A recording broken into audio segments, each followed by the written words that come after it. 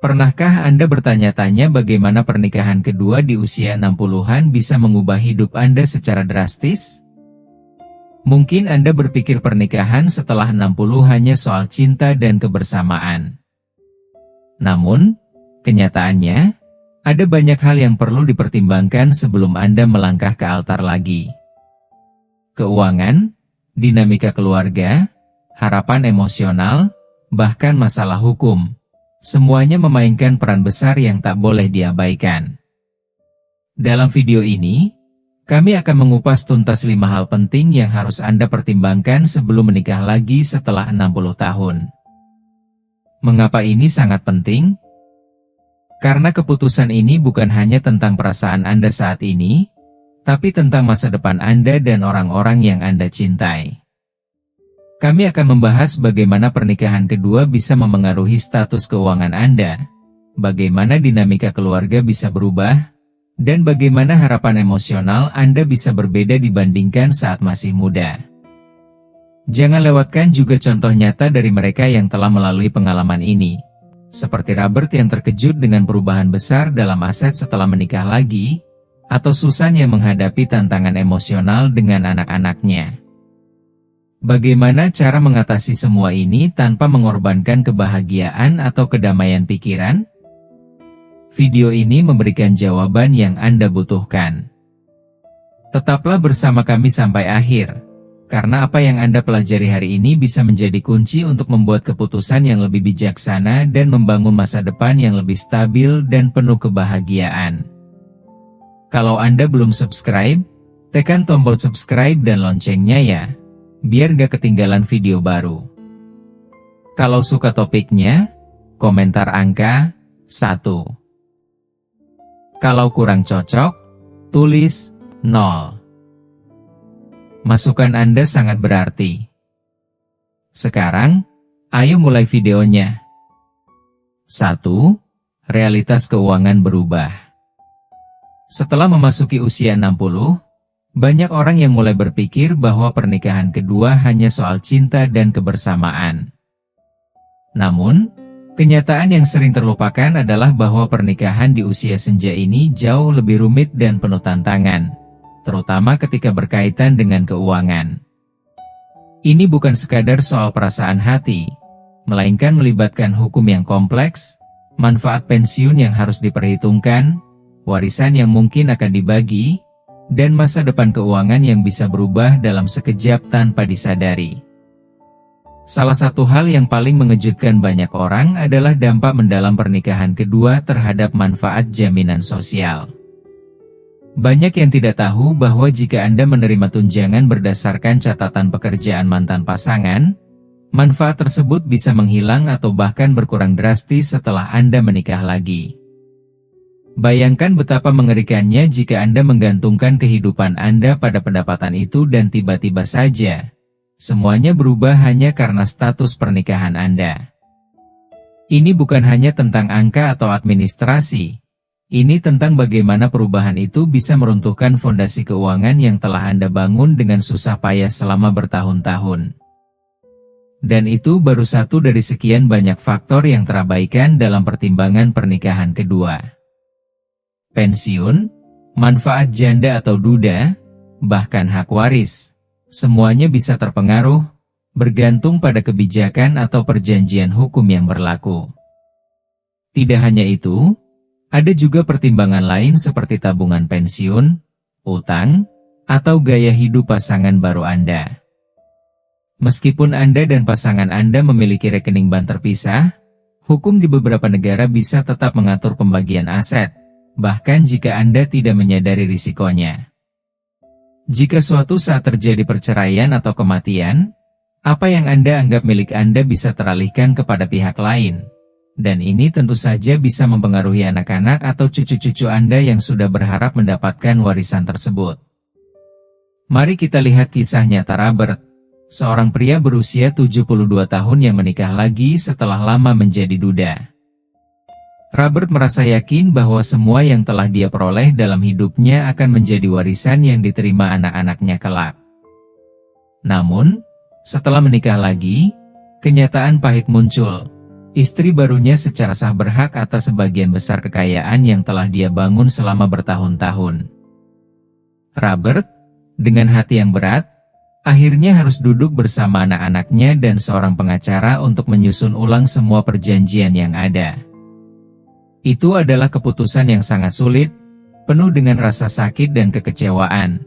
Namun disitulah letak kebijaksanaannya, untuk menghindari konflik besar yang bisa merusak hubungan keluarga di masa depan. Jika Anda sedang mempertimbangkan untuk menikah lagi, penting sekali untuk tidak hanya berfokus pada perasaan atau keinginan untuk mendapatkan pasangan hidup. Sebaliknya, duduklah dengan tenang, lihatlah gambaran besar, dan pertimbangkan segala aspek keuangan dengan hati-hati. Bicarakan masalah ini dengan penasihat keuangan. Pastikan Anda memahami dengan jelas setiap klausul kontrak yang ada, dan pikirkan juga tentang orang-orang yang Anda cintai. Mungkin ini bukan percakapan yang penuh dengan gairah atau romantisme, tetapi inilah cinta sejati yang sebenarnya, cinta yang melibatkan tanggung jawab besar untuk melindungi masa depan orang-orang yang Anda sayangi, agar mereka tidak harus menghadapi masalah besar yang tak terduga di kemudian hari. 2. Dinamika keluarga bisa menjadi rumit. Pernikahan kedua di usia senja jauh lebih kompleks daripada sekadar mengikat dua hati yang saling mencinta. Ini adalah perjalanan untuk menyatukan dua dunia yang terpisah, masing-masing dengan jejak sejarah yang dalam, tradisi keluarga yang telah dibangun selama bertahun-tahun, serta harapan-harapan yang telah tumbuh dengan waktu. Meskipun cinta bisa menjadi kekuatan yang sangat kuat, kenyataannya adalah bahwa dinamika keluarga ini jauh lebih rumit dan penuh tantangan. Terkadang menguji batas kesabaran dan pengertian kita. Bagi mereka yang memulai hidup baru setelah berusia 60, pernikahan bukanlah sekadar awal baru. Itu adalah langkah untuk membawa serta anak-anak dewasa, cucu-cucu yang masih kecil, dan kenangan dari hubungan yang telah lalu. Inilah sumber utama konflik dan ketegangan.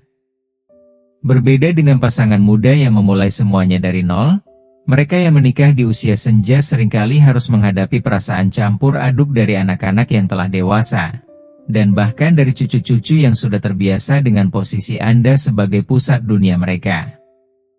Terkadang, meskipun mereka mengatakan mereka ingin melihat Anda bahagia, perasaan canggung atau rasa takut akan perubahan sangat mungkin mengintai di dalam hati mereka. Anak-anak dewasa Anda mungkin menyambut pasangan baru Anda dengan senyum hangat di luar, tetapi jauh di dalam, ada kekhawatiran yang mendalam. Mereka khawatir tentang perubahan tradisi keluarga, tentang bagaimana liburan yang mereka nikmati akan terasa berbeda, atau bahkan tentang kemungkinan warisan yang mereka harapkan akan tergerus oleh kehadiran orang baru dalam hidup Anda. Mereka ingin Anda bahagia, tentu saja.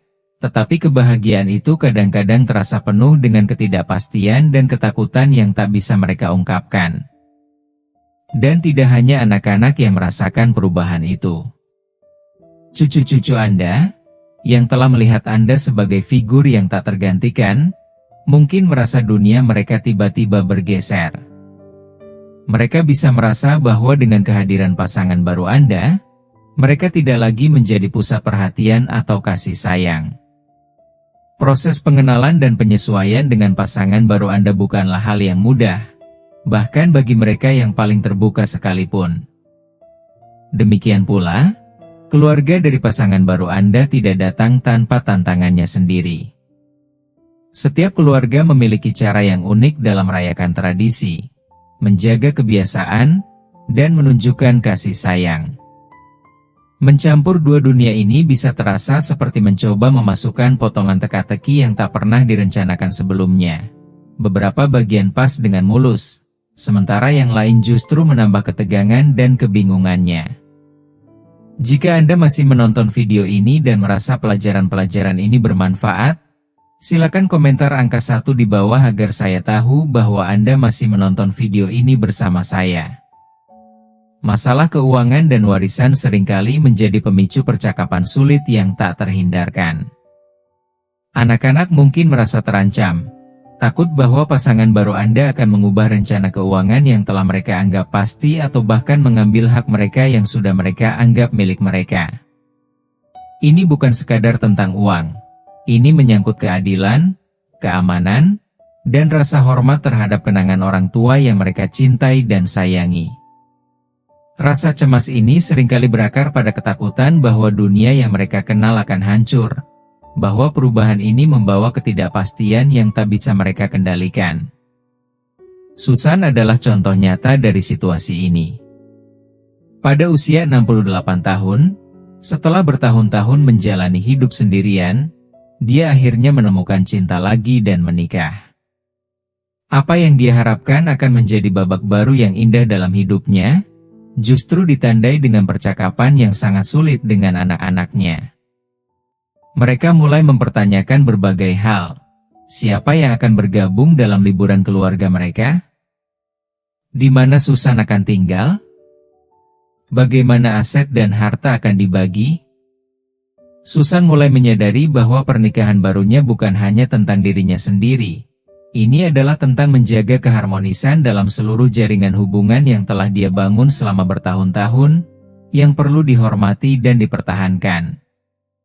Jika Anda berada dalam situasi serupa, kuncinya adalah komunikasi yang tulus dan penuh pengertian.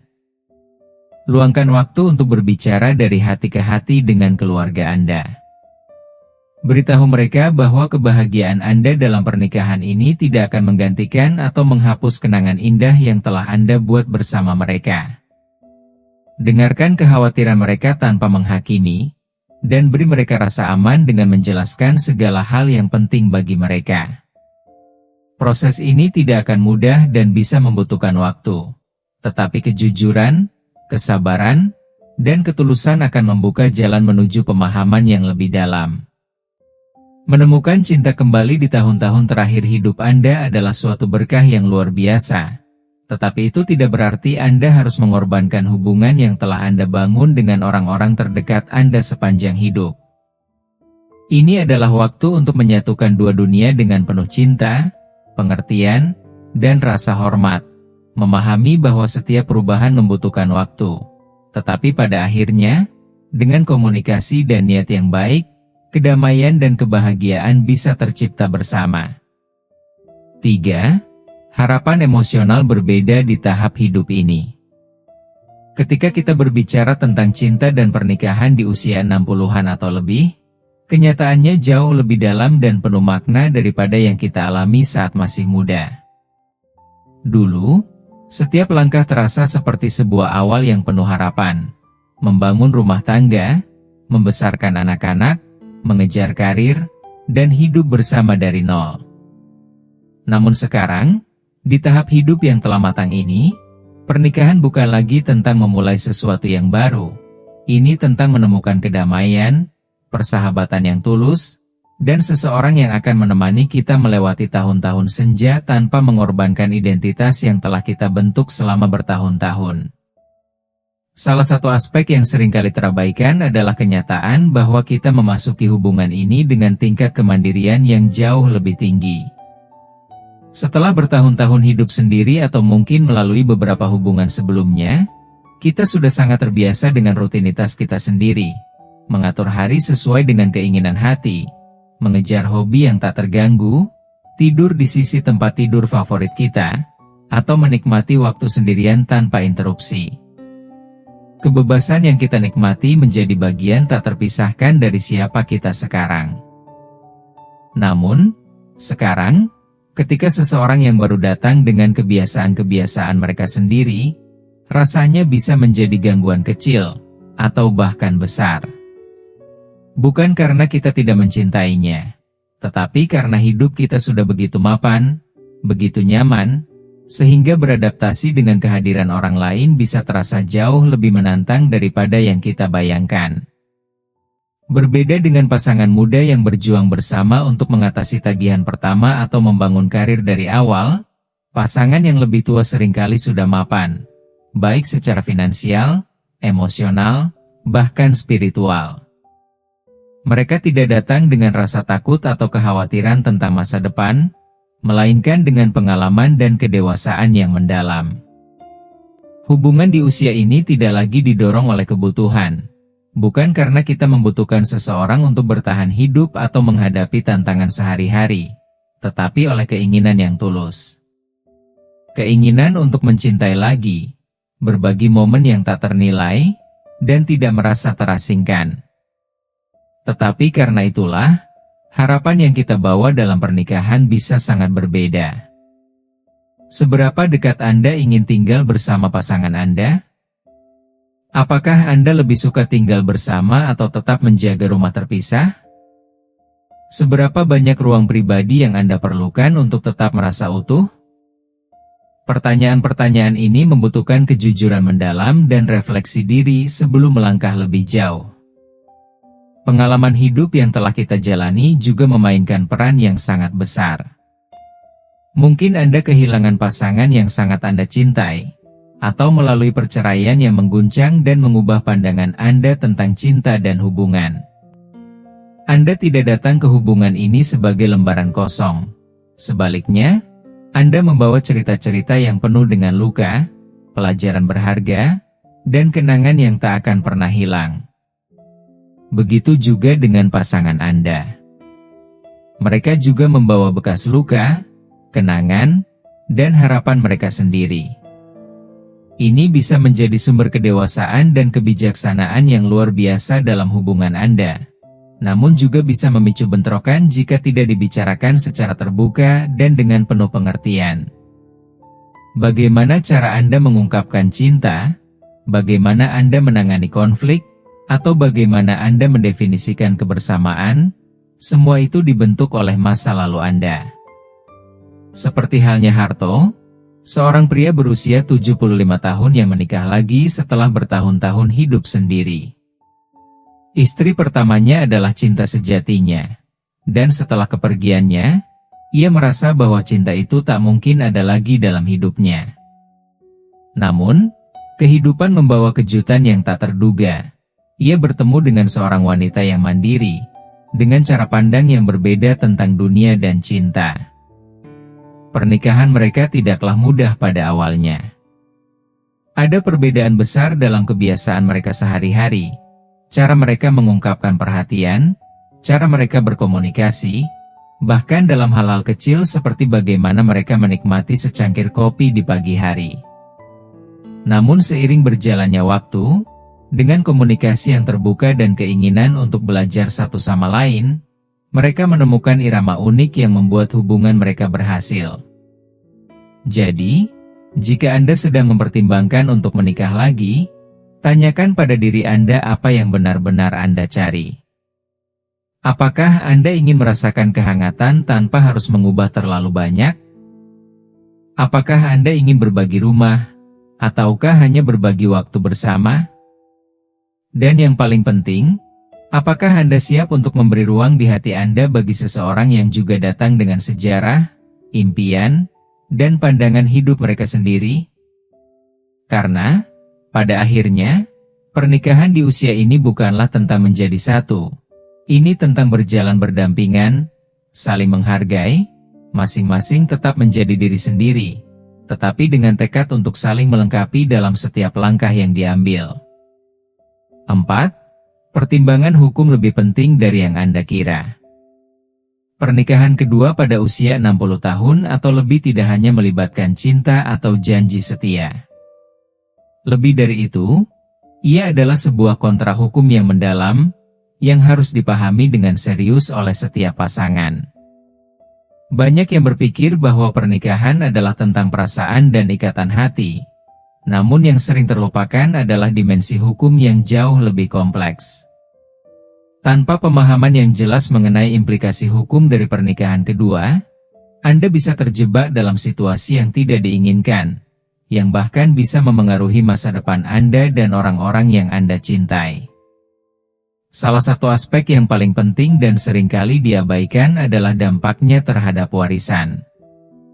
Ketika Anda menikah lagi, pasangan baru Anda mungkin secara otomatis mendapatkan hak hukum atas sebagian aset yang telah Anda kumpulkan selama hidup, Meskipun niat Anda adalah mewariskan semua itu kepada anak-anak atau cucu-cucu Anda.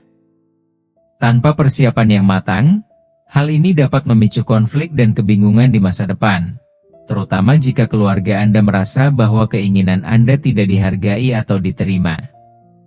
Karena itu, banyak orang bijak memilih untuk memperbarui surat wasiat atau menyusun trust sebelum menikah lagi.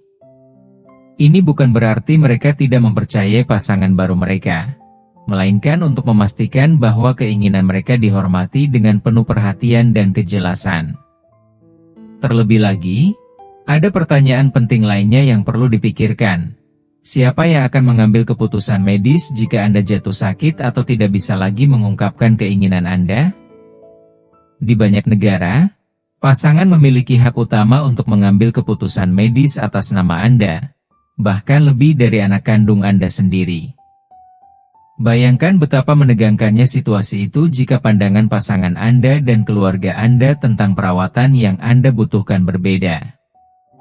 Tanpa dokumen yang jelas, seperti kuasa medis atau arahan sebelumnya, Anda bisa terjebak dalam kebingung-pahaman dan konflik yang bisa merusak hubungan baik Anda dengan orang-orang terdekat. Meskipun terdengar formal dan bahkan tak romantis, perjanjian pranikah bisa menjadi langkah yang sangat penting dan melindungi semua pihak yang terlibat. Ini bukan soal ketidakpercayaan, tetapi tentang membangun dasar yang jelas dan teratur. Perjanjian ini akan mengatur siapa yang memiliki apa, bagaimana aset dan utang akan dikelola, dan yang tak kalah pentingnya, apa yang terjadi jika hubungan berakhir. Ini adalah bentuk perlindungan untuk Anda dan pasangan Anda, serta sebuah jaminan agar masa depan tetap terlindungi, tanpa ada ketidakpastian. Ambil contoh Ella, seorang wanita yang jatuh cinta lagi di usia 67 tahun. Meskipun hatinya penuh semangat untuk menikah, Ella juga memiliki kekayaan dan rencana warisan yang telah dipersiapkan untuk anak-anaknya. Dengan berbicara secara terbuka dan jujur kepada tunangannya, Ella dan pasangan memutuskan untuk membuat perjanjian pranikah yang adil dan transparan. Ini bukan hanya memberikan rasa tenang bagi Ella, tetapi juga memberi kepastian kepada anak-anaknya bahwa mereka dihargai. Sebuah hubungan baru yang dibangun dengan kejujuran, jelas, dan penuh cinta akan memiliki fondasi yang kokoh, menghindari potensi masalah di masa depan. Memang, berbicara tentang hukum tidaklah mudah. Banyak orang merasa enggan membahasnya karena takut merusak suasana atau mengurangi romantisme. Namun, mengabaikan permasalahan ini justru bisa menyebabkan ketidaknyamanan yang jauh lebih besar di kemudian hari. Menghabiskan waktu untuk duduk bersama pengacara yang berpengalaman dalam perencanaan warisan dan hukum keluarga bukanlah sebuah beban, melainkan langkah bijak yang akan membawa Anda lebih tenang memasuki babak baru dalam hidup. Dengan begitu, Anda dapat sepenuhnya menikmati hubungan yang sehat, damai, dan penuh cinta tanpa khawatir tentang hal-hal yang dapat mengganggu di masa depan. 5. Definisi kebahagiaan berubah seiring bertambahnya usia. Jika Anda masih menonton video ini dan merasa pelajaran-pelajaran ini bermanfaat, silakan komentar angka 2 di bawah agar saya tahu bahwa Anda masih menonton video ini bersama saya. Seiring berjalannya waktu, pandangan kita terhadap kebahagiaan pun mengalami evolusi yang mendalam. Di masa muda, pernikahan seringkali dipandang sebagai perjalanan panjang untuk membangun sesuatu yang besar dan berarti. Sebuah rumah tangga yang solid, keluarga yang bahagia, karir yang menjanjikan, dan masa depan yang penuh harapan. Namun, ketika usia mencapai 60 tahun atau lebih, kebahagiaan itu bertransformasi. Fokus kita kini lebih kepada seni mempertahankan apa yang telah kita raih, menikmati setiap momen dari hidup yang sudah kita bangun dengan penuh perjuangan, dan merayakan setiap pencapaian meskipun telah berpuluh tahun berlalu. Sebelum Anda memutuskan untuk menikah lagi, ada sebuah pertanyaan besar yang harus Anda jawab dengan jujur dalam hati. Apakah hubungan ini benar-benar akan memberi Anda kebahagiaan yang sesuai dengan apa yang Anda cari sekarang? Banyak yang beranggapan bahwa pernikahan kedua adalah solusi untuk mengisi kesepian atau mengatasi kekosongan emosional yang ada. Namun kenyataannya, kebahagiaan di tahun-tahun terakhir kehidupan seringkali datang dari sumber yang jauh berbeda dari yang kita bayangkan saat muda. Bagi sebagian orang, kebahagiaan mungkin datang dari memiliki seseorang yang setia menemani untuk menikmati secangkir teh hangat di pagi hari atau berjalan santai di sore hari. Bagi yang lain, itu bisa berarti menjaga kebebasan pribadi mereka, menjalani rutinitas yang sudah nyaman, sambil tetap merasakan keintiman emosional yang mendalam. Dan beberapa orang merasa paling bahagia dengan memiliki ruang pribadi mereka sendiri, tanpa perlu mengubah banyak hal dari kehidupan yang telah mereka nikmati selama ini. Tidak ada rumus yang dapat diterapkan untuk semua orang. Hanya ada pemahaman yang mendalam dan jujur tentang siapa diri kita sebenarnya. Salah satu kesalahan terbesar yang sering terjadi adalah berpikir bahwa cinta saja akan menyembuhkan kesepian. Jika Anda tidak sepenuhnya merasa damai dengan diri sendiri, kehadiran orang lain mungkin malah terasa seperti beban yang menambah kompleksitas hidup, bukan membawa kenyamanan. Mengandalkan seseorang untuk menjadi pengisi kekosongan dalam hidup Anda justru bisa berbalik menjadi bumerang. Apalagi jika kebersamaan itu mengganggu ketenangan yang sudah lama Anda nikmati. Gaya hidup Anda juga memegang peranan yang tak kalah penting. Di usia ini, Anda mungkin sudah memiliki rutinitas yang sangat Anda cintai. Kapan Anda bangun, bagaimana Anda mengisi waktu senggang, dan bagaimana Anda menikmati akhir pekan. Jika pasangan baru Anda memiliki gaya hidup yang sangat berbeda, hal itu bisa menambah gesekan daripada memberikan kebahagiaan. Misalnya, Anda mungkin menikmati pagi yang tenang dengan secangkir kopi dan membaca koran, tetapi pasangan Anda mungkin lebih suka berenergi tinggi dan ingin segera keluar rumah. Atau Anda mungkin lebih suka membaca di malam hari, sementara pasangan Anda lebih senang bersosialisasi dan bertemu orang. Perbedaan-perbedaan kecil ini, jika tidak dibicarakan sejak awal, bisa berkembang menjadi ketegangan yang terus-menerus meresap dalam kehidupan sehari-hari. Ambil contoh Ferdi, yang setelah berusia 72 tahun menemukan cinta lagi dan menikah dengan cepat, berharap pernikahan barunya dapat mengisi kekosongan yang telah lama ada dalam hidupnya.